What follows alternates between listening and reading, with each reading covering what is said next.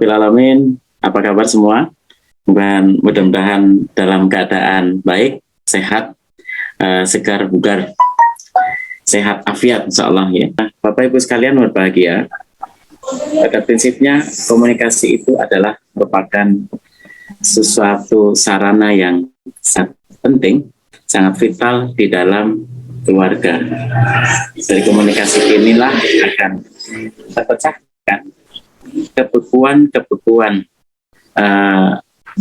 antara kita, baik itu antara suami dengan istri, ataupun seorang ayah dengan anaknya, seorang bapak dengan seorang ibu dengan anaknya, dan sebaliknya. Ini akan terpecahkan, akan menjadi cair dengan sarana komunikasi. Dengan komunikasi ini pula akan kita akan menuju satu kondisi di mana keharmonisan itu pasti akan kita raih. Karena memang keharmonisan itu diawali dengan komunikasi yang baik. Di awal mungkin kita akan menemukan kejanggalan-kejanggalan atau malah justru muncul permasalahan ketika kita mengawali komunikasi.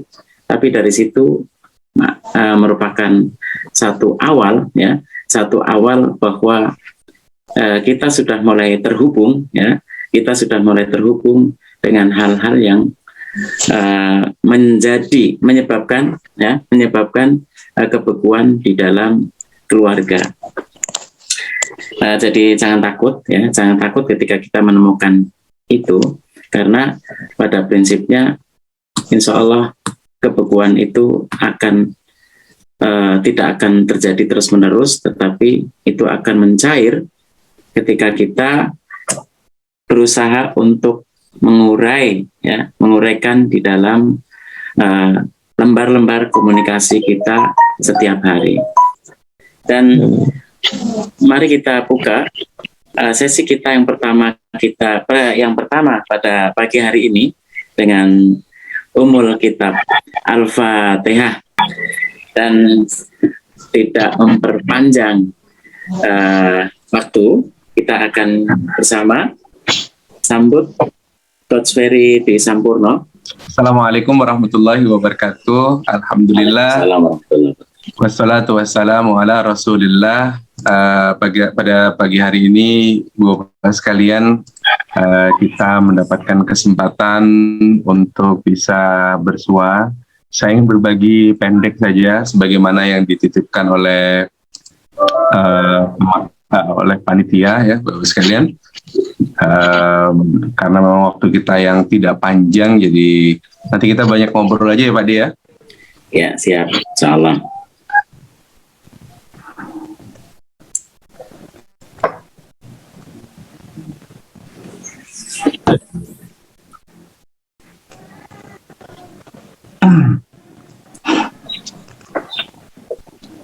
Ya,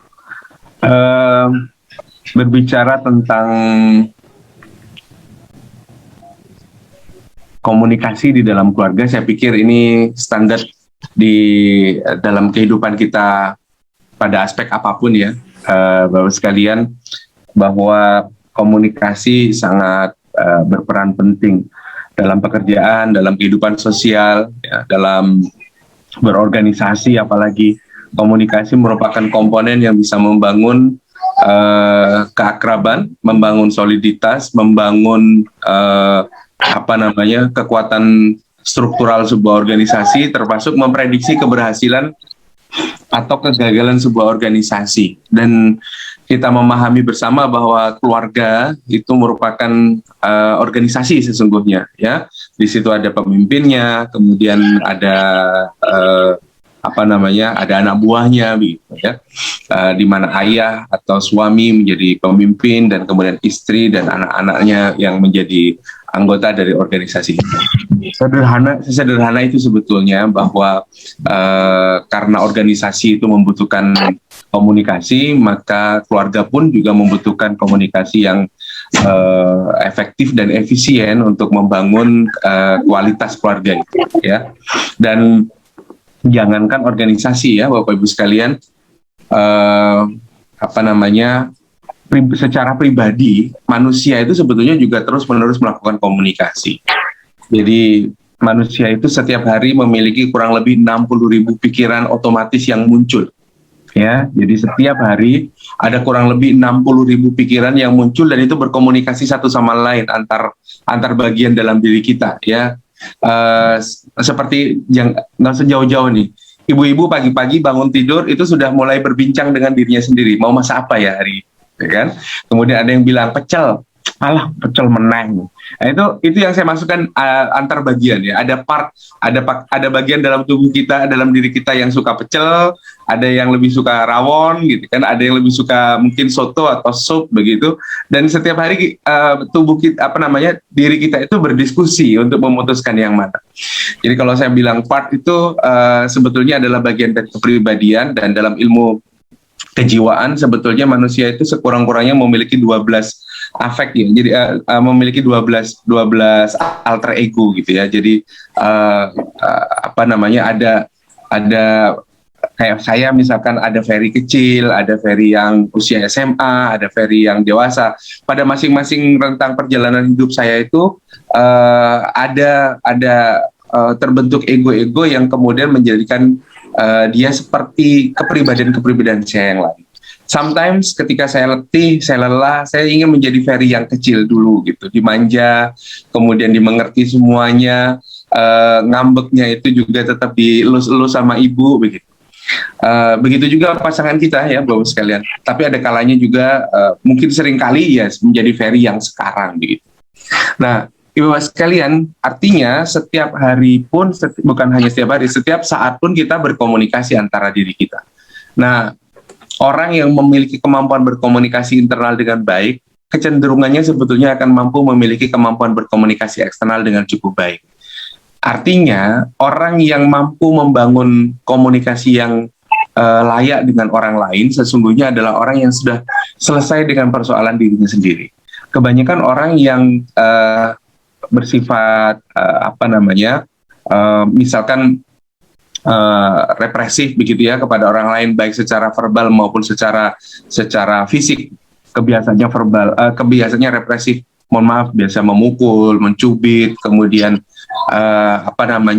bentuk fisik yang lain, atau secara verbal ucapannya selalu menyakiti, menyerang, ucapannya selalu merendahkan orang lain misalkan, itu biasanya adalah orang yang dia belum selesai dengan dirinya sendiri, begitu ya. Apa yang maksud dengan belum selesai? Ada bagian dari dalam dirinya yang belum selesai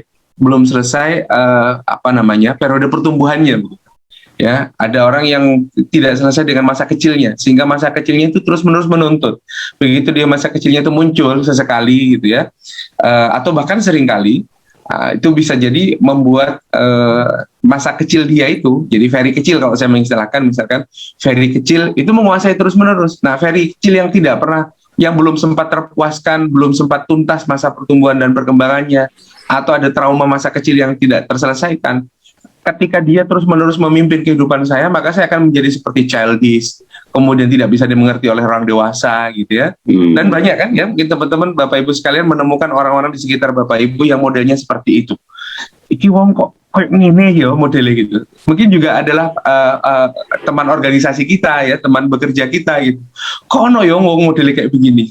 Nah, sebetulnya Bapak Ibu sekalian, bisa jadi dia sendiri juga tidak mengerti kenapa dia seperti itu gitu. Hanya saja karena memang ada salah satu alter ego dia yang dominan muncul dan dia belum bisa mengatasinya.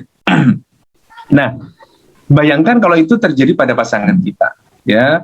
Jadi pasangan kita ini sebetulnya dalam waktu yang lama dia sedang kebingungan dengan dirinya sendiri, tidak bisa mengatasinya, ditambah dengan pasangannya yang tidak mau mengerti tentang dirinya, terus-menerus menyalahkan dia dan menghina dia, mengejek dia, menyalahkan kondisinya, kemudian menganggap pasangan kita tuh aneh gitu. Ya, dia yang sebetulnya sudah bingung dengan dirinya sendiri, kemudian ditambah dengan sikap dan perilaku pasangannya yang tidak pernah support, bahkan cenderung menyalahkan. Apa yang terjadi dalam diri pasangan kita yang seperti itu kira-kira Bapak sekalian?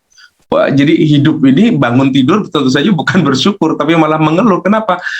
kenapa saya hari ini hidup lagi gitu, hanya untuk menerima situasi dan kondisi di mana saya akan dipersalahkan terus-menerus, tidak dimengerti, yang itu juga bisa yang itu juga bisa berasal dari diri saya sendiri. Jadi kalau misalkan Ferry dewasa dengan Ferry kecil itu lagi ngobrol gitu misalkan ya, maka Ferry dewasa itu kan terus-menerus bicara secara bijaksana gitu, ngomong harusnya kamu nggak begini begitu dan seterusnya. Si Ferry kecil itu Bapak Ibu sekalian, karena dia manja gitu ya, kemudian dia terbiasa dituruti apapun yang dia inginkan, itu nggak bisa paham apa yang disampaikan oleh Ferry dewasa. Ini kalau Ferry di dalam diri saya itu tidak memiliki kemampuan untuk berkomunikasi dengan baik, maka ini nggak akan selesai. Dan ada banyak orang yang dalam kehidupannya terus-menerus bertengkar dalam dirinya dan tidak pernah menemukan resolusi. Nah, orang yang seperti ini maka juga tidak akan pernah bisa damai dengan orang di sekitarnya. Ya, jadi Bapak-Ibu sekalian, justru kalau ada orang yang kelihatannya itu tidak mudah untuk Anda mengerti, nyusahin gitu misalkan ya, orang yang seperti ini tuh lebih butuh untuk Anda kasihani daripada Anda persalahkan terus-menerus sesungguhnya gitu. Dan apa yang Anda bayangkan sekarang kalau seandainya ternyata Anda melihat ternyata pasangan Anda selama ini seperti itu begitu. Dia lebih banyak butuh dikasihani dan dimengerti daripada Anda menuntut berlebihan. Ya. Nah, Bapak Ibu sekalian, saya ada satu slide ya, untuk testing dikit-dikit lah ya, untuk memperdalam apa yang ingin saya perjelaskan hari ini ya. Bapak Ibu, ya memang screen-nya kosong. Tadi kosong, sekarang sudah ada isinya. Bapak Ibu sekalian, ini foto yang saya ambil dengan istri di Hangzhou, kalau nggak salah ya, di Hangzhou. Waktu itu kami sedang parkir untuk menunggu antrian makan siang di sebuah restoran yang namanya Grandma's Kitchen ya. Ada sebuah restoran dapur nenek gitu kalau dalam bahasa kita. Nah, kami lagi antri kemudian melihat satu fenomena seperti ini. Nah, Bapak Ibu sekalian coba ketikkan di chat ya dari foto ini, karena biasanya kecenderungan Anda untuk melihat faktor yang penting di situ ya Iqmal. Jadi orang kalau ngelihat foto gitu ya Iqmal, terus kemudian kelihatan yang menarik apa dulu, itu biasanya bisa menggambarkan karakter seseorang ya Iqmal ya. Saya pengen nanya nih kepada peserta sekarang ini ya. Ya, Bapak Ibu sekalian, ada 71 orang di sini. Ketika Anda melihat foto ini sekilas, apa yang Anda lihat yang menarik pertama kali? Coba diketikkan di chat ya. Yo, saya tunggu chatnya. Yang menarik buat Anda pertama kali apanya dari komponen yang ada di dalam foto ini? Ya. Oke, nanti saya coba tebak-tebak buah manggis deh. Karakter Anda itu seperti apa kira-kira dari jawaban Anda? Nah, mulai muncul. Itu cucu dan kakek neneknya, gandengan tangannya, mesra sampai tua. Masya Allah. Ini udah terframing sih masalahnya, jawabannya tentang keluarga ya. Jawabannya kayak gitu. Tempatnya bersih banget, mobilnya rapi. Nah, ya. Banyak nih. Nah, nih. Luar biasa. Nah, ini jawaban Ayah Iqmal luar biasa nih, orangnya. Jadi Bapak Ibu sekalian, Anda yang ketika melihat sebuah foto dan kemudian cenderung melihat manusia di situ, biasanya ini karakter orang yang penyayang keluarga. Nah, ya. Jadi kalau Anda lihat nenek, kakek, orang, pokoknya bagaimanapun Anda menyebutnya, biasanya kalau Anda melihat di situ orangnya, ya, sosok manusia, biasanya Anda adalah orang yang penyayang keluarga. Ya, alhamdulillah ya. Kalau ada di antara Anda yang pertama kali dilihat terus tertarik melihat pohonnya, biasanya Anda adalah penyayang lingkungan. Nah, kalau yang pertama kali kelihatan di situ adalah gedungnya, kayaknya ada yang nulis juga gedung, toko, dan sebagainya, biasanya kemungkinan Anda adalah orang yang punya impian menjadi entrepreneur tapi nggak kesampaian. Kayak gitu. Kalau yang kelihatan di situ adalah mobilnya, nah biasanya panjenengan moto duiten, ya. Itu tipikalnya. Nah, yang repotnya ada juga dulu peserta saya itu kalau melihat kelihatan jalannya katanya. Nah, ini yang saya bingung nih. Ya, kemungkinan Anda ini punya impian menjadi tukang tambal ban tapi tidak kesampaian kayaknya kalau yang kelihatan jalannya. Kamu dari intermezzo saja ya, Bapak Ibu sekalian, intermezzo. Tapi yang menarik dari foto ini begini, Bapak Ibu sekalian ya. Oke. Jadi dari kejauhan saya melihat fenomena persis seperti sebagian yang mengetikkan di sini. Ada kakek nenek, ya ini bukan dengan cucu, jadi kakek nenek bergandengan tangan, Bapak sekalian. Ya. Kemudian di bis yang kami tumpangi itu ada sekitar 25 orang ya, sekitar 12 sampai 13 pasang. Mohon maaf, ada saya antara 10 sampai dengan 12 pasang suami istri yang ada di mobil itu, dan semuanya dari Indonesia. Kemudian saya bilang, coba lihat katanya gitu kan. Itu coba lihat kakek nenek itu jalan pegangan tangan. Ini udah sepuh banget, udah putih gitu rambutnya gitu. Dan yang pertama kali respon kira-kira ibu-ibu atau bapak-bapaknya? Ya jelas ibu-ibunya ya, respon wah gitu, gimana, luar biasa gitu ngelihatnya. Jadi semua itu kemudian tiba-tiba mendekat ke jendela di satu sisi dia, jadi di jendela kanan begitu. Ya melihat kepada mereka, dan ya kayak kepingin gitu ya, namanya ibu-ibu, karena sepanjang perjalanan dari Indonesia Bapak Ibu sekalian, terus terang kebanyakan gaya dari para pasangan suami istri ini ya, itu ibu-ibu duduknya ibu-ibu semua di depan gitu ya, bapak-bapak duduknya di belakang semua begitu. Kecuali hanya beberapa orang termasuk saya dengan istri duduk selalu berdua itu sepanjang perjalanan ya. Yang masih kurang adalah saya hampir tidak pernah menggandeng tangan istri itu kalau jalan. Itu yang bikin istri saya juga merasa iri gitu melihat pasangan dua kakek nenek ini. Ya mereka berjalan dengan berpegangan tangan terus-menerus ya. Bapak sekalian, yang menarik lagi ketika semakin dekat, nah fenomenanya seperti ini ya. Itu ibu-ibu udah mulai meleleh ngelihatnya. Dari tadi mereka akhirnya sadar, iya ya, kenapa suami saya nggak seromantis ini gitu ya. Ternyata sepanjang perjalanan dari Indonesia gayanya kalau di bis atau dimanapun itu mereka tuh tukar tempat duduk. Kalau di pesawat kan kita bisa tukar tempat duduk, itu mereka bapak-bapak sendiri gitu, ibu-ibu sendiri gitu, ya Bapak sekalian. Nah semakin heboh bis itu ketika ini terlihat. Nah, Masya Allah. Sang nenek menunjuk bunga, dan kemudian dipetikkan oleh sang kakek, diberikan kepada neneknya itu, Bapak sekalian. Ya, wah itu luar biasa. Wah gitu ya, ibu-ibu itu ya. Melihat mereka pasangan yang sudah sepuh ini, tapi begitu romantis. Ya, ini saya foto pakai handphone saya sendiri ya, dan sampai sekarang masih saya simpan momentum ini, karena bagi saya ini pengingat. Ya, pengingat. Saat itu saya berpikir, kenapa sih Cina begitu cepat berubah? Dari masa yang begitu terbelakang dan sekarang yang kita kenal sebagai negara tiga bambu, sekarang menjadi negara yang sangat luar biasa, negara yang sama sekali hampir tidak pernah menghargai norma keluarga. Tapi hari ini Bapak Ibu sekalian, jadi saya masih ingat waktu saya ke China, waktu itu tahun 2012 atau 2012 atau 2013 ya. Kami ke sana itu pemerintah masih membatasi jumlah anak di Cina, bahwa setiap keluarga hanya punya satu, ya hanya boleh punya satu anak. Anak kedua itu sudah kena denda, ya bahkan kalau tidak mampu bayar denda mereka bisa dipenjara itu suami, hanya gara-gara punya anak lebih dari satu sekalian.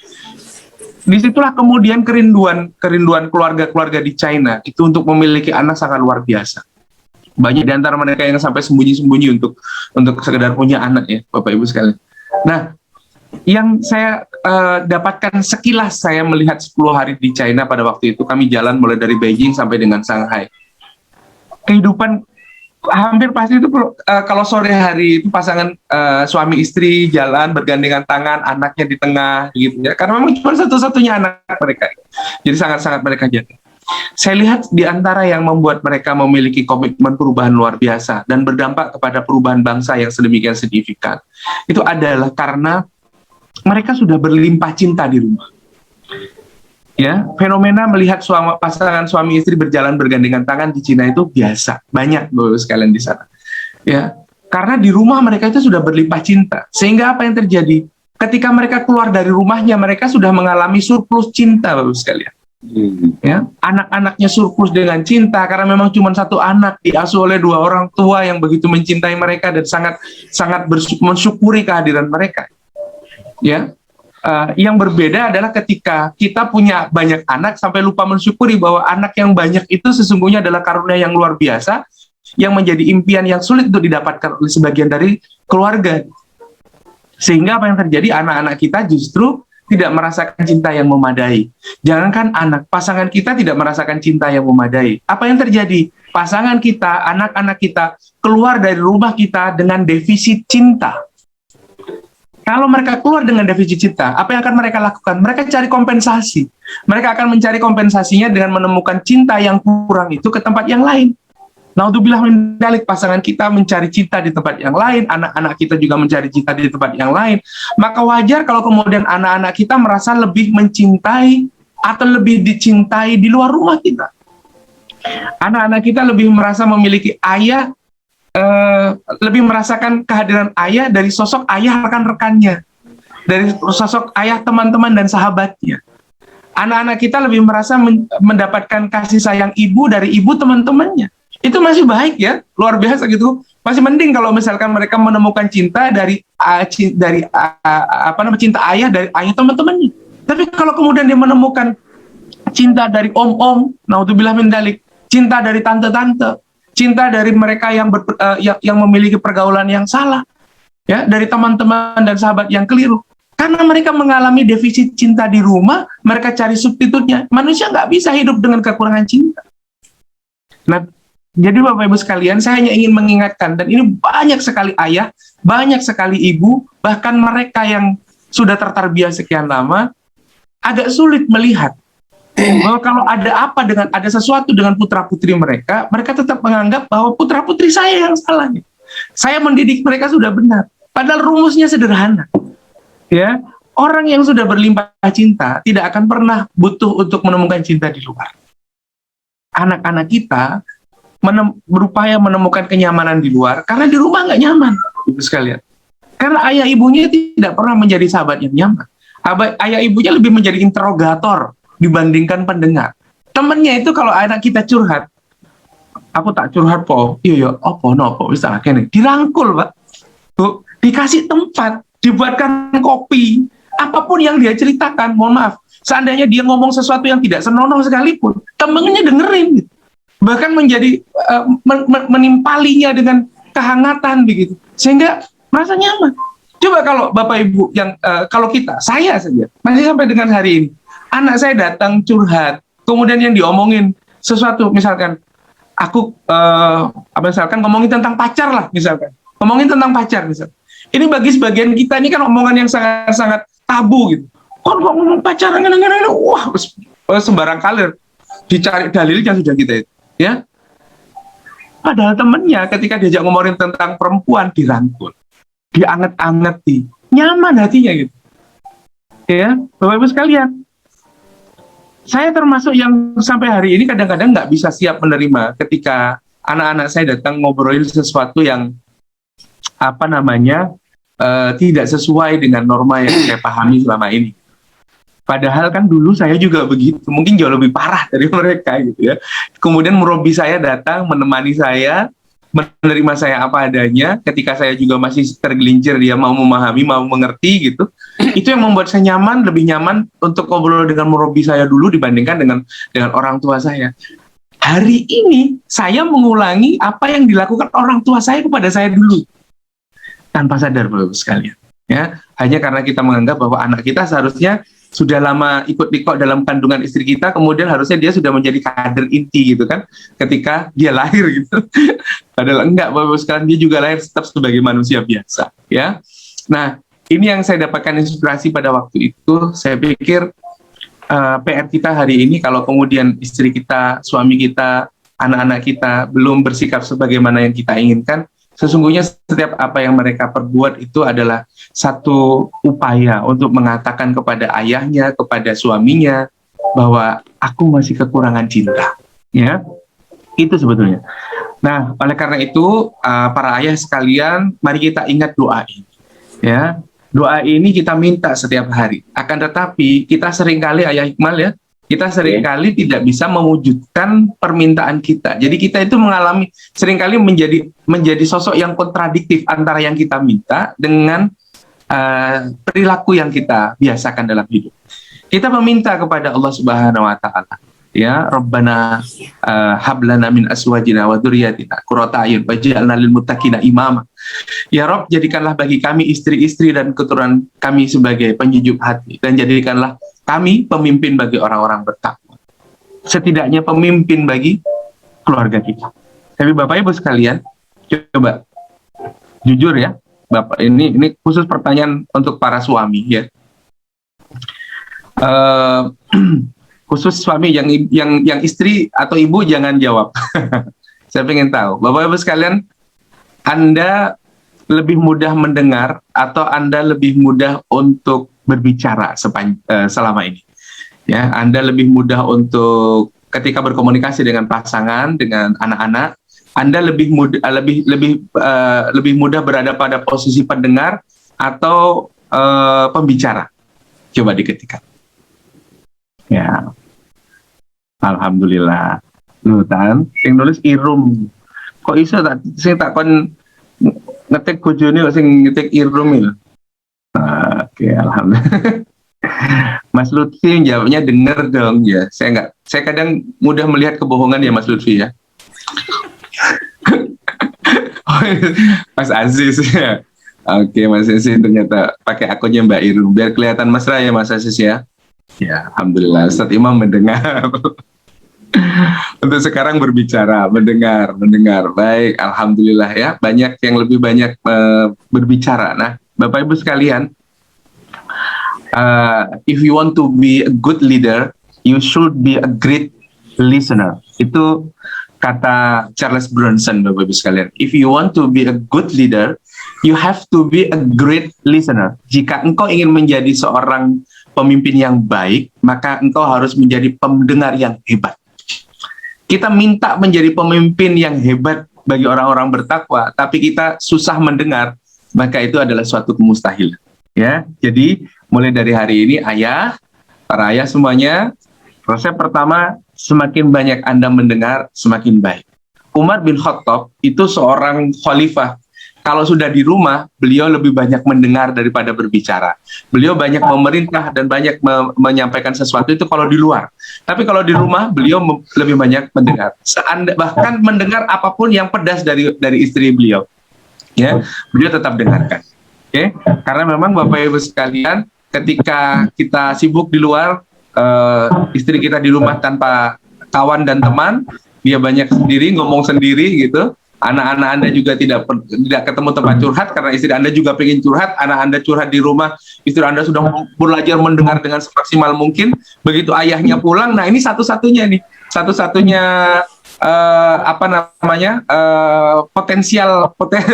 potensial victim ya. Nah ini korban potensial nih untuk harus mendengar. Nah, salah satu indikasi ini pelajaran bagi istri saya, dan mohon maaf tadi saya mau disclaimer di awal tapi lupa menyampaikan bahwa apa yang saya sampaikan bukanlah standar saya, jadi artinya saya masih jauh dari yang saya sampaikan dan saya terus belajar Bapak Ibu sekalian. Nah, termasuk hal ini, saya bukan pendengar yang baik Bapak Ibu ya, jadi meskipun saya berupaya untuk mendengar sebaik-baiknya, kadang-kadang punya ukuran letih juga gitu ya mendengarkan sesuatu, apalagi kadang-kadang berulang ya kecenderungannya. Karena memang kehidupan istri kita kan berulang-ulang begitu-begitu saja ya. Terus kita menginginkan istri kita cerita sesuatu yang berbeda. Bu, si cerita nu beda meneh ngono lho Mi, ngono padha karo wingi meneh gitu. Lah kita juga mengizinkan istri kita untuk hidupnya begitu-begitu saja, ning dapur, ning ruang tamu, ning kamar, gitu aja gitu. Bagaimana mereka akan bercerita sesuatu yang berbeda? Justru kan mengherankan kalau tiba-tiba dia bercerita sesuatu yang aneh-aneh ya, berbeda. Kamu habis dari mana gitu kan? Kamu habis ketemu siapa? Kan justru aneh gitu. Nah, dalam kondisi seperti itu Bapak sekalian, ya kita ini menuntut manusia tidak menyediakan sesuatu yang memadai untuk membuat istri kita bisa seperti yang kita ya. Nah, Bapak Ibu, oleh karena itu yang ingin saya ingatkan sebelum saya akan kembali untuk diskusi, saya mengingatkan yang akan meruntuhkan keutuhan keluarga itu hanya itu, tidak ada yang lain. Tidak ada faktor eksternal dalam keluarga yang bisa layak untuk menjadi peruntuh keluarga. Ya, tidak ada. Yang ada itu hanyalah ego. Kalau tidak ego suami, ya ego istri atau ego kedua. Ya. Jadi Bapak Ibu sekalian, ketika kita ingin menjaga keharmonisan keluarga, ya kuncinya satu-satunya adalah masing-masing mau merendahkan ego. Terutama, ini saya garis bawahi, terutama suami. Karena memang sejak awal statement dari Allah Subhanahu wa taala sendiri, ar-rijalu qawwamuna 'alan nisa, misalkan, itu sudah memberikan satu privilege untuk menempatkan suami itu seolah-olah memiliki posisi yang harus lebih daripada istri, ya. Sekalian, sehingga ego suami lebih susah untuk direndahkan dibandingkan istri. Kalaupun mau merendah harus tetap harus di atas istri. Jadi saya mau merendah kalau kamu rendah duluan, ya, sehingga tetap posisinya tetap di atas istrinya, ya kan? Selalu begitu. Nah, Bapak sekalian, ketika kita sulit untuk menempatkan ego kita lebih rendah daripada apa yang sesungguhnya kita duga, gitu. Maka kita tidak akan pernah selesai dengan komunikasi. Ingat, anger is danger. Kebanyakan ego akan menghasilkan kemarahan. Ya, kebanyakan ego akan menghasilkan kemarahan. Ego itu kalau disentil marah. Ego itu kalau kemudian dilecehkan kita akan marah, tersinggung, dan seterusnya. Ujung-ujungnya adalah anger. Kalau sudah anger yang muncul, maka itu tanda-tanda danger, Bapak Ibu sekalian. Ya, ini yang perlu dihati-hati. Anda jaga. Angernya bukan hanya kepada pasangan, juga kepada anak-anak. Dan ini saya merasakan menemukan ada banyak case kayak begini. Anak menjadi letih untuk berkomunikasi dengan ayah, dengan ibunya, hanya karena mereka sudah tidak sanggup lagi untuk menampung anger dari kedua orang tuanya, ya, terutama dari ayahnya. Oleh karena itu, hati-hati para ayah, kalau Anda ingin memutuskan atau menyampaikan sesuatu yang penting di rumah, waspadai HALT itu, halt, ya, waspadai 4 hal ini. Yang pertama, hunger. Jangan diskusi sesuatu yang penting atau memutuskan sesuatu yang penting ketika Anda sedang lapar. Ya. Orang lapar itu nggak dianjurkan untuk buat keputusan penting, karena keputusannya cenderung nanti akan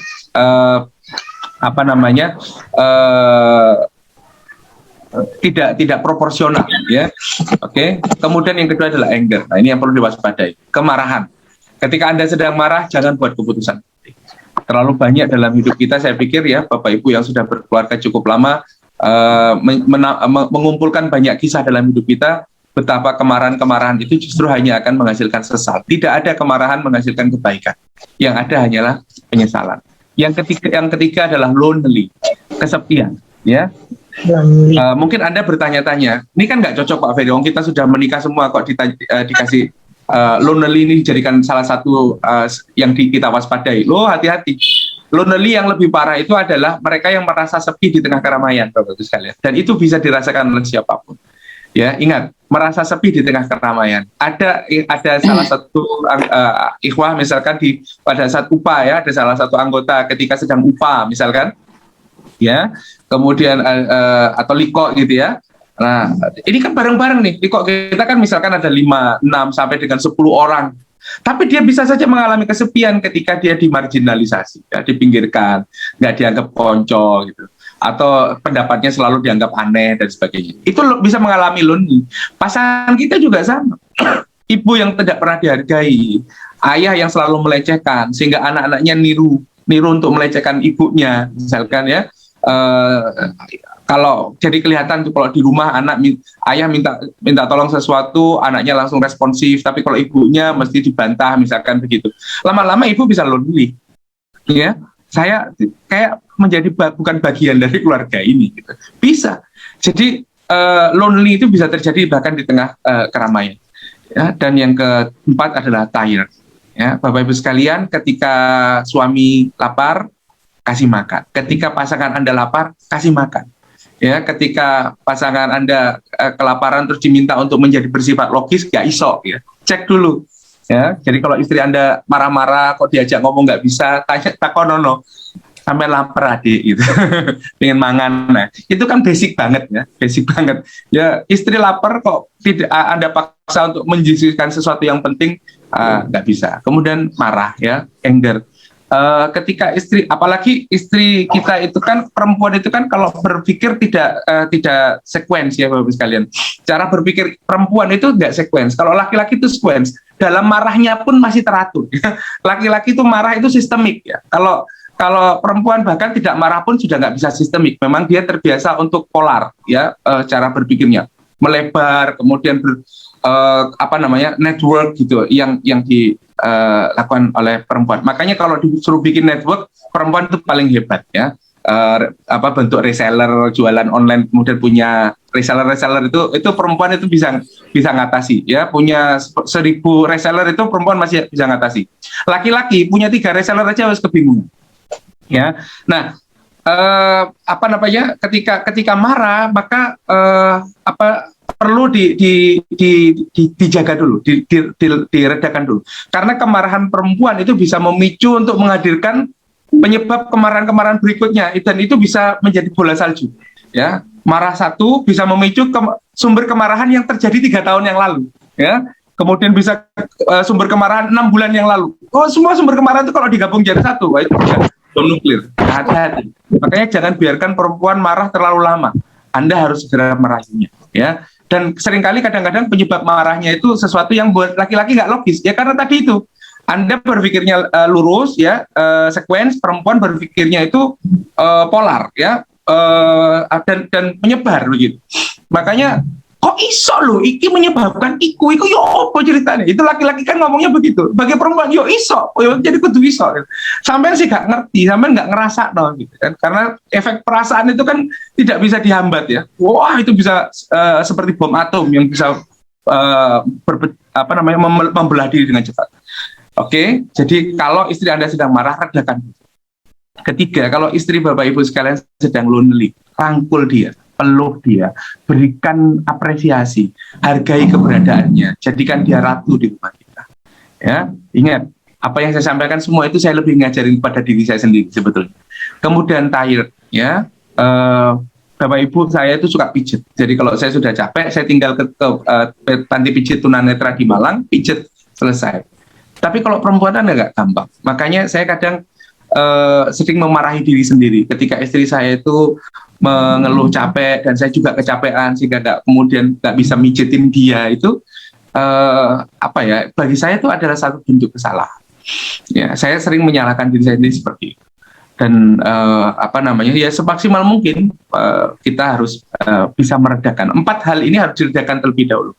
Rasa laparnya, kemarahannya, rasa sendirinya, keletihannya, baru Anda bisa menuntut istri Anda itu proper. Ya, itu baru basic proper ya.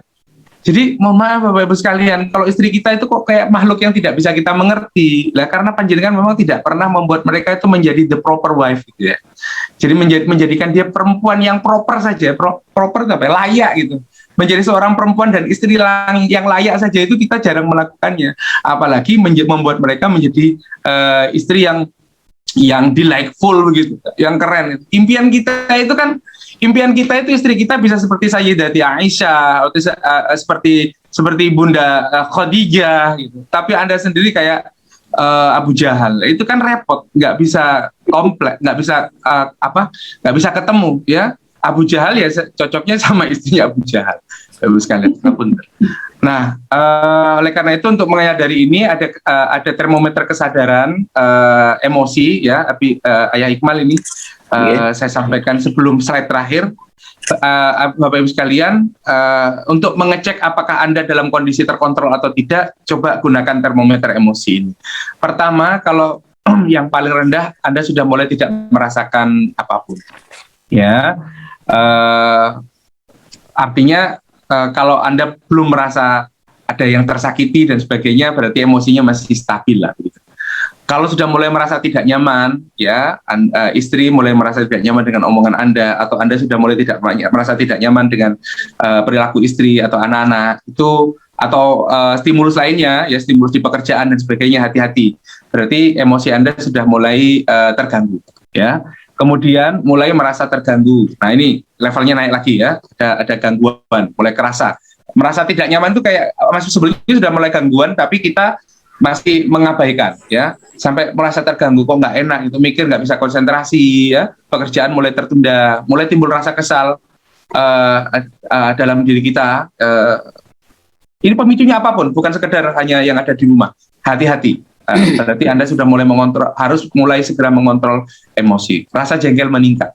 Ya, biasanya akan cenderung untuk mulai tidak bisa mengendalikan sikap. Ini hati-hati ya. Kemudian mengomel. Nah, ini batas bawah yang harus Bapak Ibu sadari, terutama Bapak-Bapak. Karena Bapak-Bapak sebetulnya kan bukan tidak punya kebiasaan ngomel, tapi kalau sudah ngomel berarti itu levelnya sudah agak mulai parah, ya. Kalau sudah mulai ngomel, hati-hati, karena ini omelan itu sebetulnya adalah emosi yang sudah mulai bocor, ya. Kebocoran emosi itu bentuknya mengomel, Bapak sekalian, ya. Kemudian jengkel, menaikkan suara, berarti kerannya sudah mulai dibuka, keran kemarahan. Bicaranya ketus, sudah mulai dilebarkan lagi. Berarti Anda sudah mulai pada kondisi anger, bahaya, hati-hati. Marah-marah, ini sudah puncaknya, lerengnya gitu ya, teriak itu sudah mulai mendekati puncak, dan memaki, bahkan yang paling tinggi adalah melampiaskan secara fisik. Naudzubillah min dzalik. Ya, Bapak Ibu sekalian, apakah ini tidak bisa terjadi pada mereka yang sudah tertarbiyah 15 tahun? Bisa. Ya, karena Bapak Ibu sekalian, sampai kapanpun kita tetap manusia, dan sampai kapanpun kita memiliki, mohon maaf, mungkin saya sudah bersama dengan dakwah ini lebih dari 20 tahun Bapak Ibu sekalian, akan tetapi 20 tahun sebelumnya saya menjadi orang dengan pola pengasuhan, pola tumbuh kembang, punya interaksi dengan manusia yang lain juga tidak baik-baik saja. Bahkan sepanjang 20 tahun saya tertarbiyah itu ketemu dengan orang dengan lingkungan yang baik juga nggak lama-lama amat, lebih sering mungkin dengan lingkungan yang toksik dan sebagainya. Sehingga tetap saja kita memiliki potensial untuk menjadi toxic person. Nah, melampiaskan secara fisik, menyerang secara fisik itu sudah harus dijaga. Nah, bicara ketus itu sudah 38 derajat. Panas besan Bapak Ibu sekalian. Ini kalau COVID jenengan sudah nggak boleh masuk instalasi. Anda sudah dinyatakan COVID ini ya. Jengkel, menaikkan suara ini hampir 37, ini sudah hati-hati. Bicara ketus itu sudah 38. Nah, kalau sudah 40 itu berteriak itu 40, itu kendalikan itu. Sudah nggak layak. Anda step sebentar lagi biasanya Anda stroke ya. Hati-hati. Oke. Nah, penutup dari saya Bapak Ibu. Nanti kita cari waktu lebih longgar ya untuk ngobrol lebih banyak. Nah, saya ingin tutup dengan film ini, Ayah Iqbal. Semoga bisa menginspirasi bagi kita semuanya ya, pasangan suami istri. I'm not going to sing praises for my late husband. Not today. Neither am I going to talk about how good he was. Enough people have done that here. Instead, I want to talk about some things that will make some of you feel a bit uncomfortable. First of all, I want to talk about what happened in bed. Ever had difficulty starting your car engine in the morning?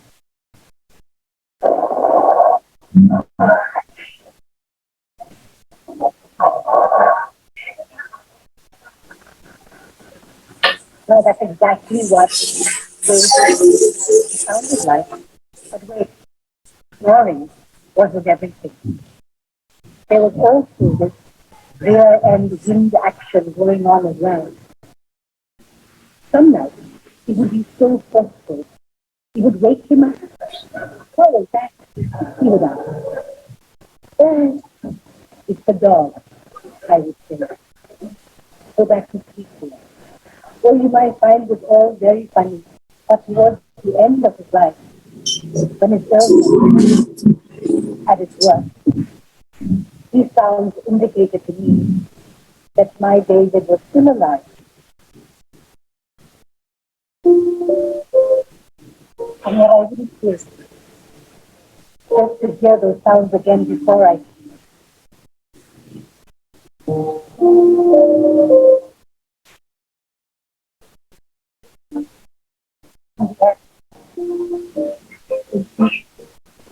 small things that you remember, little imperfections that make them unique. So to my beautiful children, I hope one day you too find yourself life partners who are as beautifully imperfect as your father was to me.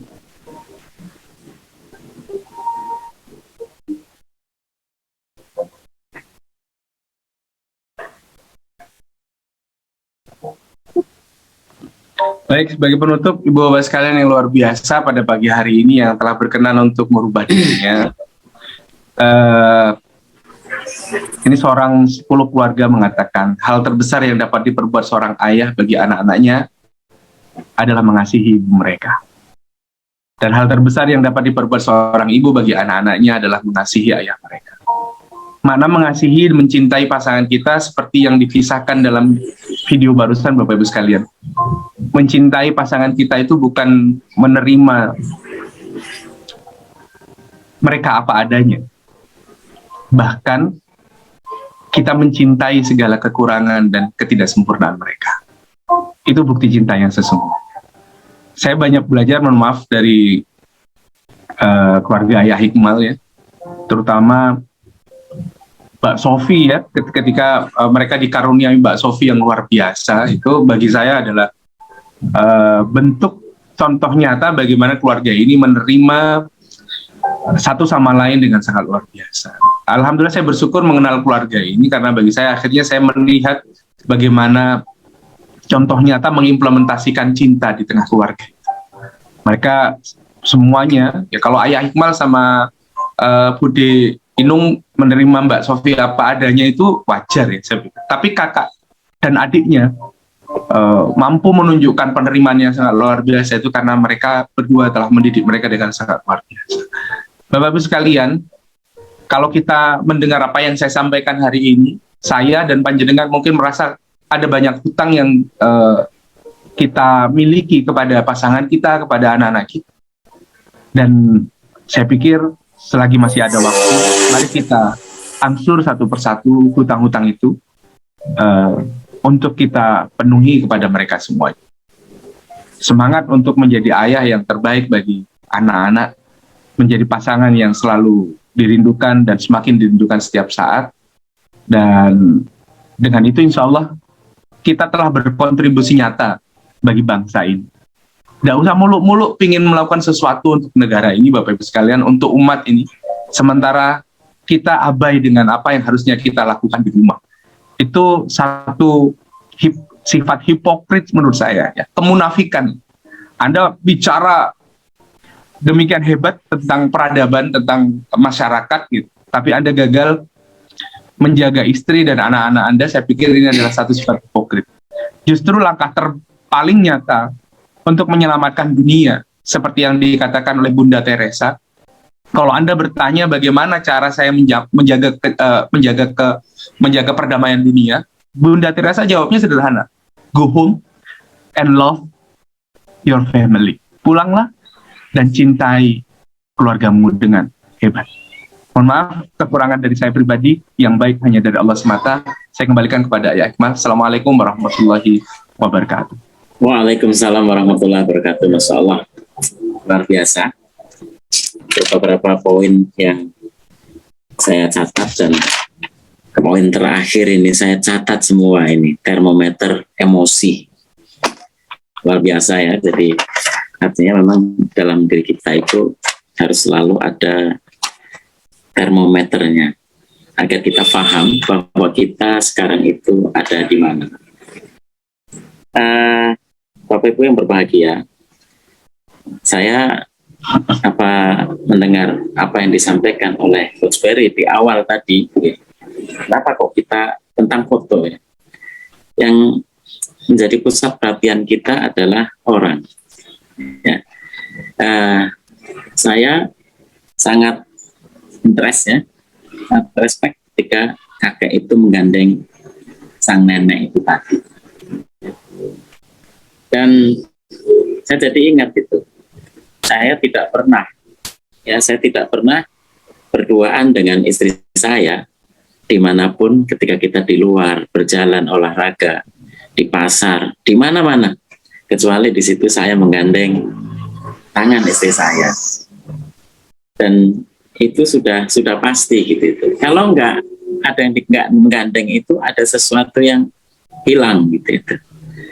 Ya, itu memang ya begitu. Ini juga salah satu termometer bagi saya. Jadi salah satu termometer, ada sesuatu yang hilang ketika saya tidak berjalan menggandeng istri saya di tengah dalam kondisi apapun, sedangkan saya berjalan bersama istri saya. Dan kemudian tadi ya, ada 60.000 komunikasi dalam diri kita yang kita itu seharusnya itu menyalurkan ya, dan itu berbahaya ketika itu tidak tersalur. Sehingga ada seorang ayah punya masalah di dalam keluarganya, tetapi dia diam saja seolah-olah tidak ada apa-apa gitu. Betul. Ya, ini adalah salah satu refleksi dari 60.000 ya. Saya tambahkan sedikit Pak De. Iya. Saya lupa tadi ketika menyampaikan itu, sebetulnya yang lebih patut diwaspadai adalah 60.000 komunikasi internal kita itu, yang 40%-nya yang yang 60%-nya ya. 60%, jadi 36.000 ya. Yang 60%-nya itu disebut dengan ANTS. Automatic Negative Thoughts. Jadi pikiran negatif yang muncul secara otomatis itu 60%-nya. Jadi kita ini nggak usah dirasani wong gitu ya, nggak usah dipicu oleh orang lain. Sebetulnya kita sudah akan tendensinya kita itu adalah berpikir negatif sudah. Tangi terus, aku tambah tua yo, aku tambah elek yo, aku tambah lemu yo, aku tambah gini yo. Semua negatif itu otomatis muncul pada bojoku gak seneng karo aku, oh bojoku tambah ngene, anak-anakku gak ngergani aku. Semua negatif itu akan muncul dengan otomatis ya. Yang positif itu susah membangkitkannya, yang negatif itu munculnya dengan otomatis. Gitu saja. Itu yang kenapa kita perlu memanage pikiran kita itu dengan baik. Begitu Pak De. Ya. Oke. Subhanallah, saya kemarin sampai bilang itu. Tentang hal-hal yang negatif dalam diri kita yang muncul secara otomatis itu, saya bilang kepada orang-orang, terus kita itu boleh lupa dengan umur kita, tetapi tidak boleh lupa dengan keimanan kita, karena inilah yang akan mengendalikan diri kita. Apa waktu di kantor sama teman-teman, apa di mana gitu, jadi lupakan saja umur kita, karena umur kita itu berjalan begitu saja. Ya, kita mungkin akan tua gitu itu, tapi lupakan tuaan itu. Ya, saya sudah jadi kakek ini, kakek mana ya, karena sudah punya 2 cucu gitu. Ya, jadi kalau yang bulan kemarin saya masih jadi kakek, bulan ini saya jadi kakek ini. Ya tapi ya gitu. Jadi saya harus latihan semangat ya. Kalau orang bilang, Pak Iqbal umur 50 tahun itu nggak boleh loh lari-lari. Kata siapa? Ya, jadi misalkan ini salah satu contoh, lupakan umur, tapi kendalikan diri kita dengan iman. Ini yang tidak boleh lupa. Masya Allah. Masya Allah ya. Jadi ini tadi 60.000 komunikasi dalam diri kita, dan 60%-nya itu muncul secara otomatis yang negatif itu, Nah, inilah yang harus kita tata ulang ya. Refresh pagi ya.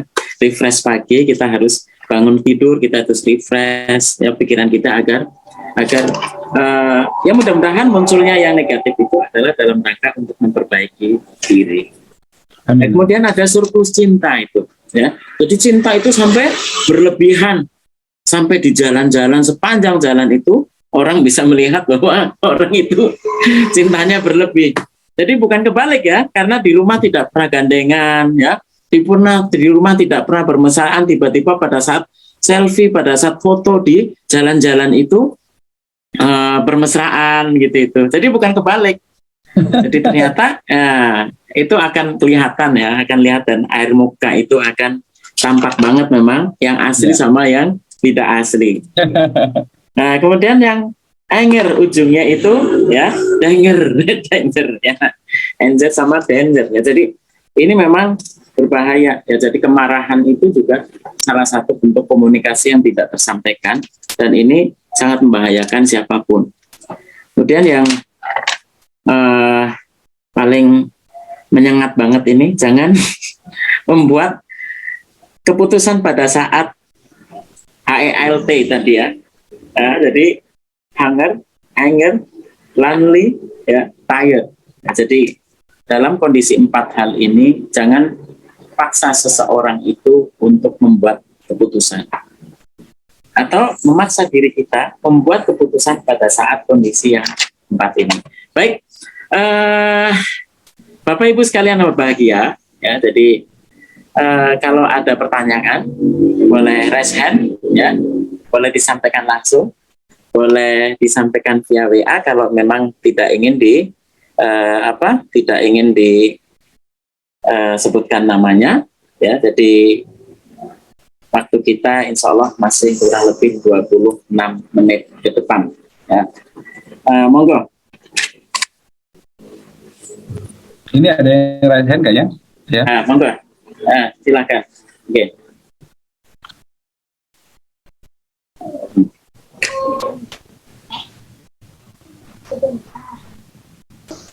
Monggo Pak Hasan. Untuk pagi yang keren, jazakumullah khair. Ayu dan enggak. Monggo. Ya, halo Pak Hasan. Assalamualaikum. Waalaikumsalam warahmatullahi wabarakatuh. Waalaikumsalam warahmatullahi wabarakatuh. Oh, Masya Allah. Alhamdulillah acara pagi ini terinspirasi betul ke saya pribadi, khususnya untuk menata keluarga ini. Ternyata saya masih jauh dari apa yang diharapkan. Dan yang ingin menjadi pertanyaan adalah bagaimana menyikapi bila kita tidak dihiraukan gitu. Andaikan itu aja. Gimana? Masya Allah. Langsung Masa dijawab. di PC nggak dihiraukan Pak Hasan? Pak Leri, bisa aja, tahu aja. Di PC nggak dihiraukan. Pak bisa tembus saja, saya tembus. Oke. Langsung saja Gus Ferry mungkin. Hasan nggak? Baik, Pak Terluan. Saya jadi kemudian teringat belum menyampaikan ada materi yang memang saya lewati tadi. Saya khawatir waktunya terlalu panjang, makanya saya lewati. Tapi ini penting ya. Sebentar, saya share screen lagi. Jadi di dalam ilmu tentang proaktif, reaktif ya, teman-teman sekalian.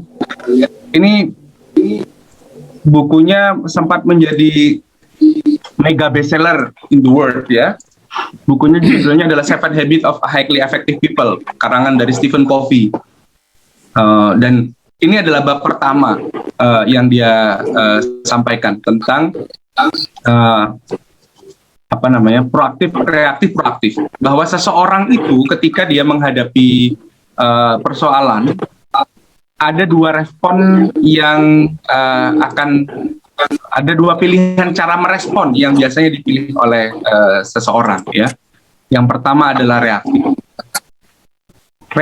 Proaktif di sini beda dengan proaktif yang biasanya Bapak Ibu dengar selama ini ya, bahwa orang proaktif itu kan adalah orang yang kalau ada sesuatu yang patut ditolong kemudian responsif lah ya. Kebanyakan kita menganggap proaktif itu responsif. Di sini agak berbeda ya, nanti saya jelaskan. Nah, orang reaktif itu Bapak Ibu sekalian adalah cara merespon secara reaktif ya, itu adalah ketika ada stimulus maka langsung diberikan respon ya. Ini nggak ada jeda antara stimulus dengan respon, otomatis gitu. Jenengan dikaplok ya, sampai dikaplok wong, kemudian pilihannya kaplok balik. Nah, itu namanya reaktif ya. Jadi kalau Anda mendapatkan sesuatu, mendapatkan tindakan sesuatu dari orang lain, kemudian respon Anda yang muncul itu adalah respon yang tidak Anda pikirkan terlebih dahulu, maka itu disebut dengan reaktif. Ya, padahal Bapak Ibu sekalian, ini terutama untuk merespon stimulus negatif ya. Stimulus negatif, stimulus yang tidak menyenangkan, stimulus yang bisa menyebabkan kerusakan pada masa-masa yang akan datang. Nah, respon yang tidak diberikan jeda ini yang pada akhirnya akan berpotensi untuk menghadirkan penyesalan. Kenapa? Karena cenderungnya itu kita merespon menggunakan otak, menggunakan otak reptil kita. Otak reptil itu kan memang fungsinya adalah pertahanan diri. Nah, sayangnya otak reptil itu memiliki memori yang terbatas, Bapak Ibu sekalian. Memori yang disimpan di otak reptil itu hanyalah tentang survival, tentang survive. Dia nggak punya moral, nggak punya value gitu ya di otak reptil. Yang tersimpan hanya semua kebutuhan untuk menyelamatkan diri di otak reptil itu. Ya ibarat misalkan panjenengan punya kotak P3K di rumah, kotak P3K itu kan diisi hal-hal yang sangat penting ya, urgent banget gitu dalam kondisi darurat. Nggak mungkin Anda menyimpan kulkas, kemudian magicom di jero kotak P3K, nggak mungkin. Yang Anda simpan hanya sesuatu yang bersifat dasar untuk keselamatan diri. Nah, otak reptil juga sama. Nah, begitu Anda dikuasai oleh otak reptil, pikiran Anda cuma bagaimana menyelamatkan diri. Dikaplok balik. Itu pertahanan diri, Bapak-Ibu sekalian. Ya, padahal ketika panjenengan dikaplok, plok begitu, kemudian Anda sejenak memikirkan, opo ya wong kok ngaplok aku. Terus jenengan tanya gitu. Anda tanya kepada dia, kenapa Anda kok ngaplok saya? Anda menampar saya. Kemudian jawaban dia tiba-tiba mengatakan, maaf tadi ada nyamuknya Pak, atau ada serangga, atau ada apa di pipinya sehingga saya pukul begitu. Kalau misalkan tiba-tiba Anda mendapatkan jawaban seperti itu, apa yang akan Anda rasakan? Ya menyesal pasti kan. Ya ternyata orang ini mau nolong saya kok malah kemudian saya balas dengan sesuatu yang menyakiti dia gitu. Ya, ini model reaktif dan seringkali kita itu mengalami hal yang seperti ini. Padahal Rasulullah SAW pernah mengingatkan kepada kita bahwa asobru fi sodamatil ula, atau ada yang mengatakan ada redaksi yang lain, asobru enda sodamatil ula. Sabar itu ada pada pukulan yang pertama. Ya, awkamakpala. Jadi Bapak Ibu sekalian, kalau jenengan dikaplok, ditonyo gitu ya, dipukul sama orang, kemudian Anda tampar balik, baru bilang sabar. Itu sudah tidak masuk sabar, kata Rasulullah. Ya, sabar itu kalau Anda ditampar, Anda diam sejenak, kemudian dipikirkan, wong iki nyaplok iki nyapo. Ngapunten ya. Contoh yang saya berikan ini kan kayak kok aneh ya gitu kan. Kaplok sih baru takonononya apa kowe ngaplok aku kan begitu ya. Tapi kata Rasulullah enggak gitu. Kalau Anda ditampar, Anda dipukul, tahan dulu dirimu, sabar dulu gitu. Tanyakan ada apa kamu maksudnya memukul saya.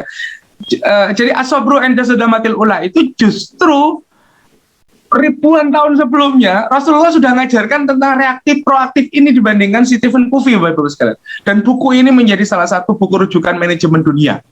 Ya, anehnya kenapa kemudian hadis itu nggak jadi rujukan dunia secara luas maksudnya, hanya umat Islam yang menggunakan.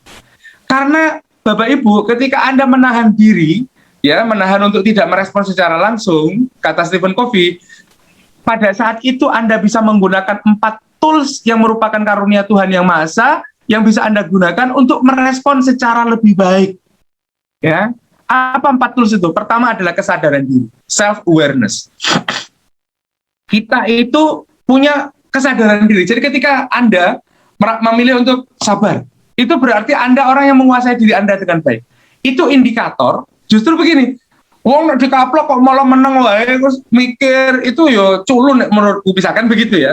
Justru kalau kata Stephen Covey, Anda itu adalah orang yang dewasa dan memiliki kesadaran penuh pada diri Anda sendiri. Anda memiliki kemampuan untuk mengontrol diri Anda dengan baik. Justru orang yang merespon dengan respon yang tidak dipikirkan sebelumnya, artinya Anda justru lebih dikendalikan oleh kebiasaan Anda. Anda bukan orang yang mampu mengatur kebiasaan, tapi Anda orang yang diatur oleh kebiasaan. Ingat. Jadi mulai dari sekarang, kalau ada suami kok kemudian menerima pulang-pulang kesel, bayangan di rumah nanti sudah disiapkan air hangat, istrinya berdandan cantik, makanan sudah tertata semua di rumah, anak-anak sudah cantik, ganteng, duduk belajar gitu kan, rumah rapi, bersih. Begitu datang ternyata semuanya berbalik 180 derajat, terus Anda marah-marah, maka Anda sebetulnya adalah orang yang tidak sadar diri. Ya, orang yang tidak sadar diri itu adalah orang yang sulit mengendalikan diri. Dalam level yang lebih tinggi, Anda sedang mengalami gangguan kejiwaan. Orang yang mengalami gangguan kejiwaan jenenge edan. Nah ya, jadi kalau Anda pulang-pulang ke rumah kok nesu-nesu dalam kondisi begitu, mohon maaf, Anda itu orang yang punya masalah kejiwaan. Ya, tapi Pak Hasan nggak gitu, soalnya ya. Soal Pak Hasan nggak kayak gitu. Yang kedua, tools yang bisa Anda pakai adalah imagination.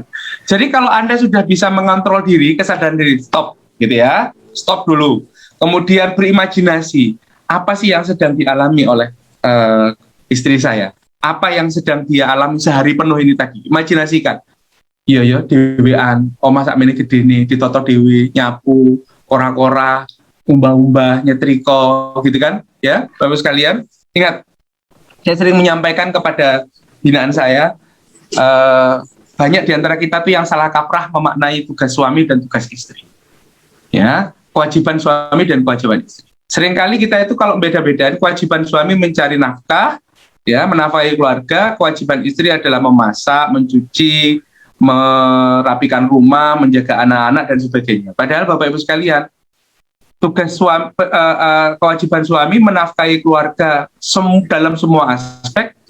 Kewajiban istri cuma satu, Pak. Taat pada suami, ya. Sementara kewajiban suami itu kan memberikan nafkah, sandang, pangan, papan dan seterusnya. Kalau mau ngasih sandang, kasih baju yang layak dipakai. Baju layak dipakai itu apa? Bersih, sudah disetrika, rapi. Jadi sebetulnya membersihkan baju, menyetrika baju, menata baju itu tertata dengan rapi di rumah, kewajiban suami. Nyuci, nyetrika itu derivasinya saja. Ya. Kemudian suami wajib memberikan pangan. Ya, memberikan pangan kepada keluarganya, mengenyangkan mereka. Berarti menyediakan makanan. Kalau Anda nggak punya pembantu, Anda memasak untuk mereka, membuat makanan itu siap terhidang, dan nggak mungkin Anda kasih beras sama anak Anda. Makanan itu sudah terhidang, enak dan bisa dikonsumsi oleh anak-anak Anda. Berarti masak itu juga tugas suami. Ya. Kemudian papan, Anda memberikan rumah kepada pasangan Anda, itu kepada keluarga Anda, itu kan rumah yang layak ditempati, bersih, rapi, tertata dan sebagainya.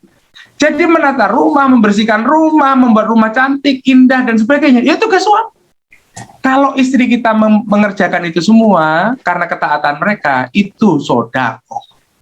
Ya, itu sedekah mereka. Ini yang sering saya sampaikan. Jadi jangan salah menempatkan. Nah, dengan kita berimajinasi tadi Bapak Ibu sekalian, seharian ini istri saya kira ngapain? Wah, capeknya luar biasa. Sehingga tidak ada apa-apanya yang sudah kita lakukan di luar itu. Kita di luar tuh masih bisa bebas ketemu banyak orang, ketemu dengan banyak kolega, ketemu dengan bisa ya main-main, iso pijetan, iso mangan di jopo. Istri hanya di rumah saja, sudah. Dengan anak-anak menjaga semua tanggung jawab yang sebetulnya tanggung jawab kita, mereka bersedekah untuk menjaga anak-anak kita. Imajinasikan, oh iya kesel iki pasti bojoku iki. Wajar nek kok ngene. Suara hati, gunakan suara hati kita. Ini kan suara hati ini sebenarnya dari Islam. Ya, jika kita tidak menemukan hukum dari Quran dan Sunnah, maka kita dianjurkan untuk meminta fatwa kepada hati kita. Ya, yang terakhir adalah kehendak bebas. Maksud kehendak bebas itu, teman-teman sekalian, bahwa kita boleh memutuskan untuk mengambil tindakan di luar kebiasaan kita. Ya, di luar kebiasaan kita. Laki-laki, suami dilecehkan istri, maka haknya adalah kemudian mendidik istri. Bahkan sampai dengan, mohon maaf, naudzubillah min dzalik, memukulnya asalkan bukan di wajahnya misalkan. Ya, dalam rangka mendidik istri. Nah, kita ini kan cuma memikirkan yang menjadi hak kita, tapi tidak memikirkan yang menjadi kewajiban kita. Apakah kita sudah mendidik mereka dan sebagainya. Nah, seolah-olah kita punya pilihan, ya sudah, istri tidak manut, didik. Istri tidak manut, dididik.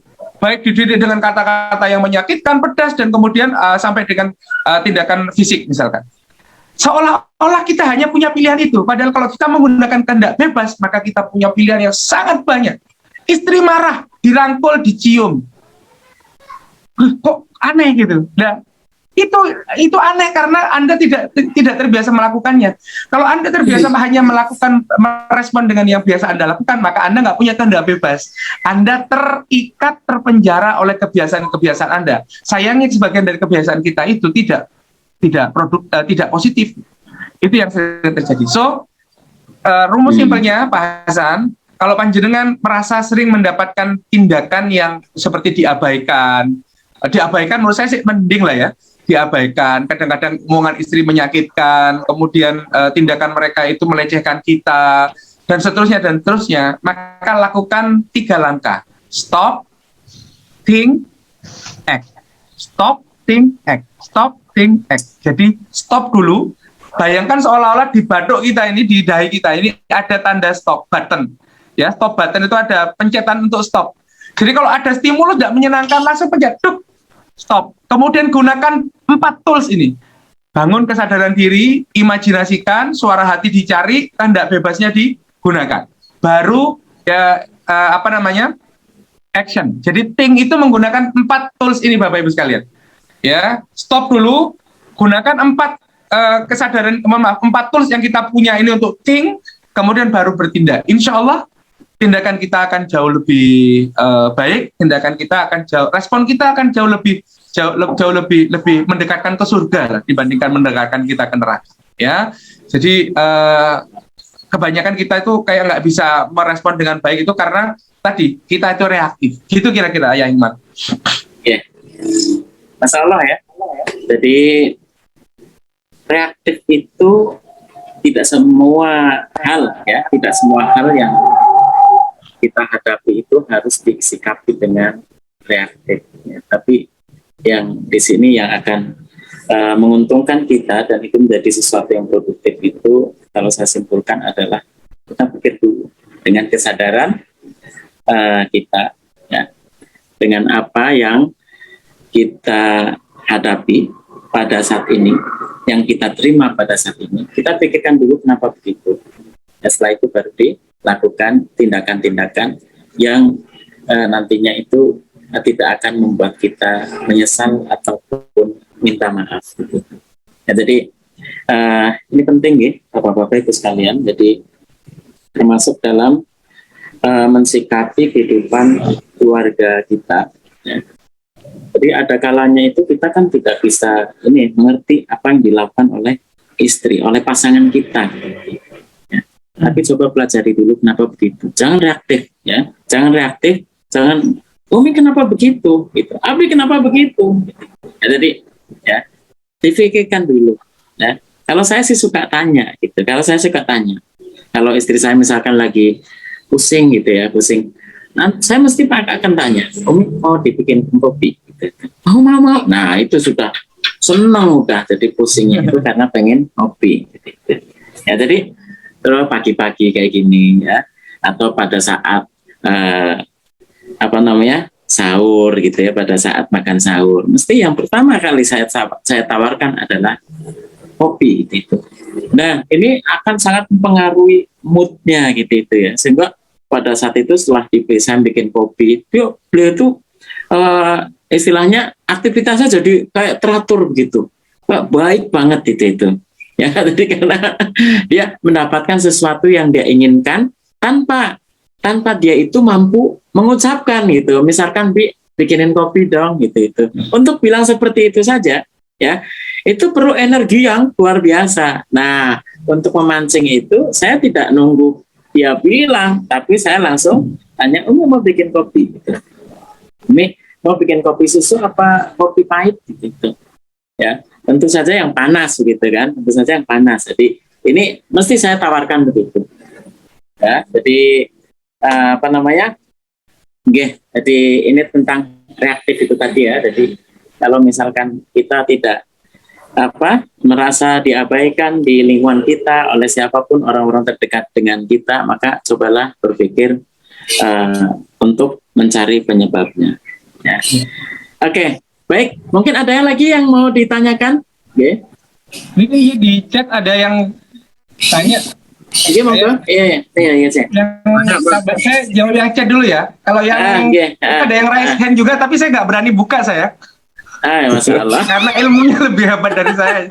Tolong jangan diberi kesempatan yang itu ya. Yang raise hand yang berikutnya jangan diberi kesempatan. Saya jawab yang di chat dulu. Kalau bisa terakhir waktunya sudah mau habis gitu loh nanti. Oke, moga. Nah, ini ada pertanyaan begini nih. Bagaimana untuk menjaga komunikasi dan keharmonisan dalam keluarga dengan kondisi waktu saya hampir terkuras di tempat kerja? Ketika pulang ke rumah, seringkali sudah dalam kondisi lelah, baik fisik maupun kadang-kadang sampai lelah fisik dan pikiran. Ya. Baik. Saya izin guys, Iqbal, saya jawab yang ini. Menarik karena saya pikir hampir semua pria, laki-laki, ayah itu mengalaminya, dan saya juga lama sekali juga berpikir tentang hal yang sama. Saya ini udah capek kerja semua demi kalian gitu kan, pulang ke rumah kok malah kemudian diperenguti dan seterusnya. Saya sering juga berpikir seperti itu tentang pasangan ya, tentang istri ya, tentang uminya anak-anak di rumah. Cuman Bapak Ibu sekalian, saya kemudian menyadari bahwa ternyata ini adalah salah satu jebakan pikiran, ya. Ini adalah salah satu jebakan pikiran, jebakan logika yang disebut dengan presuposisi, ya, presupposition, bahwa ketika kita merasa sudah capek, letih, lelah dan sebagainya, dengan kemudian kita menghabiskan energi kita untuk bekerja dan seterusnya, presuposisinya adalah kita mengalami itu semua dan istri kita tidak. Ya, seolah-olah kita sudah bisa meyakini bahwa yang mengalami itu hanya kita dan istri kita tidak. Padahal perempuan itu bisa sudah sangat mengalami keletihan luar biasa hanya dengan berpikir sesuatu. Apalagi kalau dipikirkan dengan sangat mendalam. Efek sakitnya, lelahnya, letihnya bisa melampaui orang laki-laki yang bekerja secara fisik.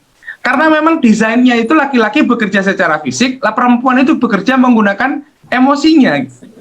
Ya, jadi keletihan emosi perempuan yang menahan rasa rindu, menahan rasa sesal yang tidak diperhatikan, tidak mendapatkan hak cinta di rumah, itu bisa jauh lebih parah, lebih berat dibandingkan laki-laki yang bekerja menggunakan fisiknya dan dia merasa keletihan.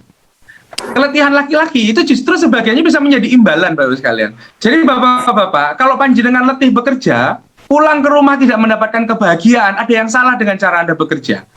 Karena ini nyerempet ke profesional ini. Jadi bekerja yang benar itu seharusnya menghasilkan endorfin, Bapak Ibu sekalian, ya. Bekerja yang benar itu menghasilkan kebahagiaan. Kalau pekerjaannya sudah tidak benar, kalau Anda pulang dalam kondisi malah letih dan tidak bugar, tidak bahagia, maka ada yang salah dengan pekerjaan Anda. Ini saya gambarkan begini, ya. Saya lupa bahwa pensil, maaf. Yang ke atas itu namanya challenge, yang ke kanan ini namanya capacity. Ya. Nah, kalau Anda punya pekerjaan, itu pekerjaan Anda, challenge yang Anda terima lebih tinggi, lebih besar dibandingkan kapasitas yang Anda miliki. Misalkan ngapunten, Anda ini hanya bisa menjadi seorang mandor, kok diminta untuk jadi manajer, maka kan berarti challenge-nya lebih tinggi dibandingkan kapasitas. Maka kan gambarannya begini nih. Gambarnya kan seperti ini, grafiknya, ya.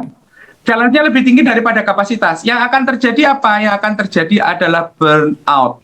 Ya. Burnout. Lama-kelamaan Anda akan kemudian burnout. Burnout itu ya keletihan luar biasa sampai kemudian mendekati, kalau sudah terlalu tinggi itu bisa sampai dengan suicide, Pak D, bunuh diri. Ya, kalau tantangan hidup lebih tinggi daripada kapasitas yang dia miliki. Atau Anda ini lulusan S3, di kantor cuma dikongkon garap urusannya area SMA, maka begini, kapasitasnya tinggi, challenge-nya rendah, maka yang akan terjadi apa? Boredom, kebosanan. Ya. Apunten nggak bisa tak tulis bagus. Nah, yang bagus di mana? Yang bagus itu di tengah-tengah, seimbang antara challenge dan capacity. Nah, letaknya di tengah sini. Ini namanya flow. Ya, flow akan memprediksi happiness. Burnout dan boredom akan memprediksi unhappiness. Orang nggak bahagia itu letih, lemah, lesu, lunglai dan seterusnya. Orang bahagia dalam kondisi apapun mereka akan tetap merasa kuat, bugar, senang, punya banyak pilihan dalam hidupnya, merasa tercerahkan, delightful dan seterusnya. Itu orang yang flow. Jadi kalau Anda pulang capek, ini saya bahas tentang itunya dulu ya. Anda pulang capek, itu yang punya masalah Anda. Lah kok nyapa mbok gowo-gowo urusannya wong omah gitu. Satu ya. Yang punya masalah Anda, terus Anda bawa pulang ke rumah, istri Anda harus ikut menanggung. Padahal Anda juga punya kewajiban untuk membahagiakan istri di rumah. Satu. Ada mengatakan, nah ini kan semua demi istri dan demi anak-anak. Oke. Bapak sekalian, laki-laki itu diciptakan dengan endurance yang lebih besar seharusnya. Sehingga dia seharusnya memiliki kemampuan untuk modot. Modot itu kemampuan untuk modot secara secara kapasitas itu harusnya bisa. Dan kita kembali kepada la yukallifullahu nafsan illa wus'aha.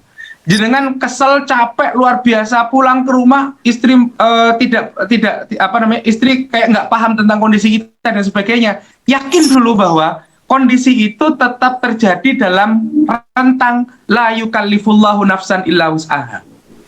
Nggak mungkin Allah dolim kepada Anda dibikin capek dalam pekerjaan, dikasih istri kok nggak mengerti, dan Anda nggak bisa mengatasinya, itu nggak mungkin. Pasti Anda bisa mengatasinya, cuman Anda nggak mau saja, itu satu. Ya, Bapak Ibu sekalian, dan sebetulnya hanya dibutuhkan sedikit saja keinginan dan kemauan kita untuk tadi mendengar dan memenuhi kebutuhan keluarga kita di rumah. Justru ketika mereka tahu kita itu berlelah-lelah, berupaya semaksimal mungkin untuk tetap memenuhi kebutuhan mereka dalam kondisi letih itu, insya Allah istri kita justru akan melihat bahwa daya upaya kita luar biasa, dan mereka merasakan betul bahwa kita melakukan segala sesuatu untuk mereka, ya, untuk mereka. Itu justru akan terjadi. Tapi kalau kemudian kita pulang ke rumah ingin dimengerti dulu, maka yang akan terjadi justru istri kita nggak bisa mau mengerti. Justru nggak akan terrecord, ya, tidak akan terekam bahwa kita seharian sudah bekerja letih dan luar biasa. Itu sudah langsung ketutup, Bapak Ibu sekalian, Bapak sekalian, ya, Bapak. Itu semua keletihan kita seharian di kantor itu langsung ketutup dengan emosi mereka yang merasa tidak dipenuhi keinginan hanya untuk diperhatikan tadi itu. Tapi kalau kita memaksa diri mendengarkan, mengerti, memenuhi kebutuhan mereka, tidak lama kok. Lama-lama kemudian istri kita akan kemudian capek ya, Bi, capek ya, Mas, ya. Terus tidak apa-apa gitu. Mereka akan dengan cepat mengerti, ya. Ini semoga istri saya tidak denger ini, ya. Ini jadi udah live itu tadi. Jadi obrolan kita tadi pagi. Karena dia di sebelah, ya. Kita lagi di hotel di Jember ini karena nanti ada agenda. Jadi dia dengan anak-anak di sebelah. Saya ngobrol dengan istri tentang suatu saat pengalaman di Surabaya. Seharian itu suasana di rumah tidak enak. Ya, sampai saya di kantor pasti merasa kok ada sesuatu yang tidak selesai tadi di rumah gitu, ya. Sampai di rumah bener kok saya nggak enak gitu, no opo. Sampai kemudian saya sadar kalau hari itu adalah hari ulang tahun istri saya, ya. Dan bagaimanapun perempuan, ya, meskipun sudah tarbiyah 500 tahun juga namanya juga tetap perempuan. Ya, urusan lupa hari tanggal lahir itu, wah, itu bisa menjadi kiamat sugro. Nah, akhirnya saya sadar, oh iya, ulang tahun, dan itu sudah hampir sore, kan sudah hampir kehilangan ininya, ya, hampir kehilangan premium time-nya gitu. Prime time-nya habis. Kalau ingat di sore hari itu kan harus lewat gitu kan. Qadarullah, saya ingat, Masya Allah, akhirnya saya berupaya untuk nyari peluang untuk mendapatkan sesuatu untuk bisa saya jadikan kejutan. Alhamdulillah, waktu itu kan tinggal di Surabaya, nyari bunga itu masih gampang. Saya order bunga, saya order buket bunga, dikirim sudah menjelang Isya gitu kira-kira. Kemudian saya jadikan kejutan tadi. Dan upaya yang sedikit itu, ya, menyelesaikan semua persoalan, ya, berubah seketika hanya dengan buket bunga. Meskipun besoknya kita ngobrolin tentang harga buket bunganya. jadi malam sebelum suruh bayar sendiri menggebu-gebu pengen dikasih bunga, ya, tapi begitu tahu harga buket bunganya itu hampir 500.000, langsung wes mari kene ora usah kembang-kembang. Kembang tenanan mengenang batu untuk ke kembang dewe kan. Bagaimanapun juga perempuan, ya, ekonomis tetap, ya. Nah, itu yang pengalaman saya, hanya dengan sedikit effort sebetulnya akhirnya istri kita akan tahu. Nah, yang membatasi kita, ya, selama ini hanyalah ya, justru sifat-sifat kelemahan kita sebagai laki-laki, kelemahan kita sebagai ayah. Tetap saja saya meyakini, Pak D, bahwa di rumah itu kalau ada terjadi sesuatu, yang paling bertanggung jawab tetap adalah suami.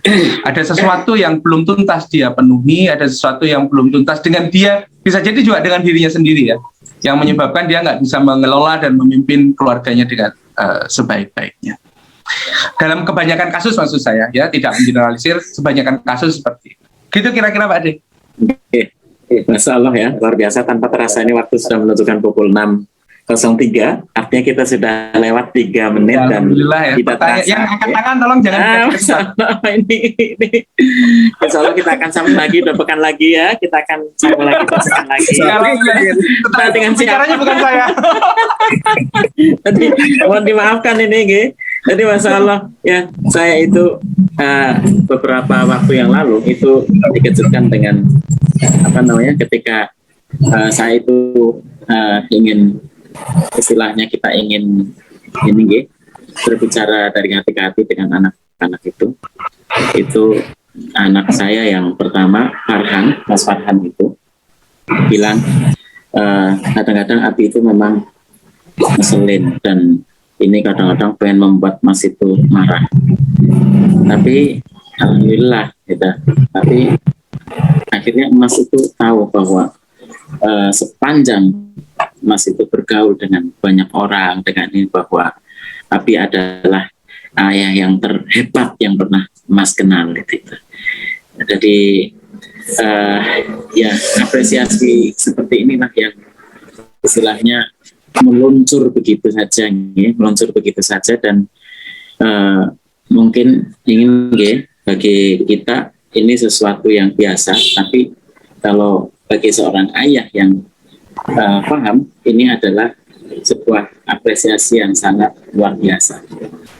Jadi memang kunci utamanya itu adalah mendengar. Ya, saya ingin berpesan pada bapak-bapak sekalian yang pernah menggunakan tangannya untuk bertindak keras kepada anak-anak kita, kepada istri kita, ya, kepada pasangan kita.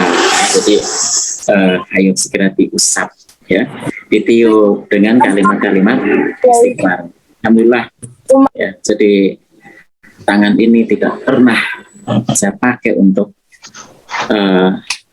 berbuat kasar kepada anak-anak saya, kepada istri saya, ya. Jadi insya Allah ayo kita bayar sesuatu yang pernah belum terbeli dari kehidupan kita itu. Mulai dari sekarang, ya. Kita mulai dari sekarang. Kemudian yang paling terakhir, ya, ini ibarat teguk air di tengah gurun, ya. Mudah-mudahan apa yang disampaikan oleh Coach Ferry itu tadi membuat para bapak, ya, para ibu, khususnya para bapak ini, ya, jadi karena memang tugas terberat, tanggung jawab terberat dalam keluarga kita itu adalah seorang ayah. Maka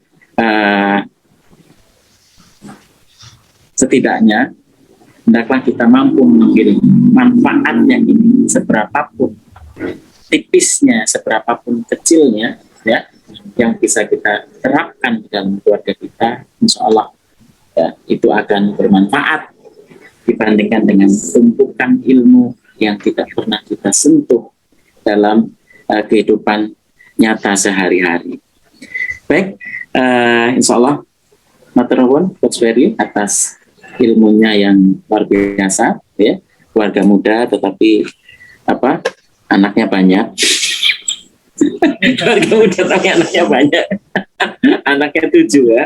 Anaknya 7 dan pengalamannya juga luar biasa, layak untuk kita ambil, untuk kita pelajari dan kita aplikasikan yang baik-baik dalam kehidupan kita. Insya Allah itu saja dari saya. Sebagai penutup, insya Allah kita akan ketemu lagi.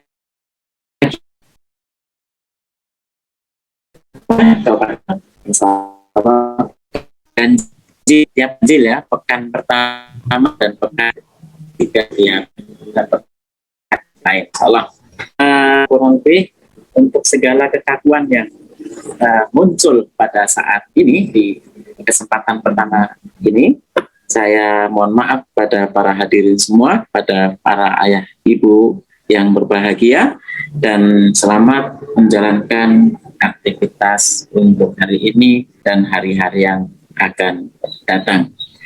Wallahul muwaffiq ila aqwamit thoriq. Assalamualaikum warahmatullahi wabarakatuh.